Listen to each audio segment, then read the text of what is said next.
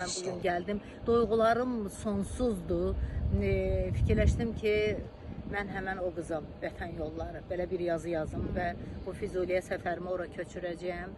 Bu şəhidlərin 2 nəfər, burada 13 nəfərdir, Fərdi dedi 15-16 nəfərdir. Fərqi yoxdur. Ayağını da qoyub gedən var burada, gözünü itirən var burada, orqanlarını itirən var, fiziki cəhətdən tam sağlam olmayan insanlar var burada. Yəni onların sayəsində biz bu torpaqlara gəldik. Nur içində yatsınlar, ruhları sevinir, bilirəm.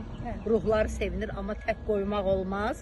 Ona görə ki, onların ruhları bizim arxamızca Bakıya, Sumqayıta gəlməyəcək. Onların ruhları buralarda gəzir və biz bura gəlməliyik.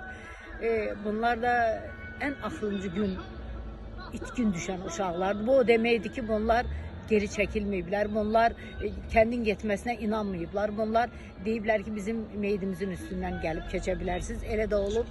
Yəni ki, qarşılarında baş əyirəm. Yəni ki, unutmayaq, unutturmayaq. Biz əlimizdən gələn ancaq budur. Nur içində yatsınlar. Çox sağ olun, çok sağ olun Təqə xanım, çox sağ olun.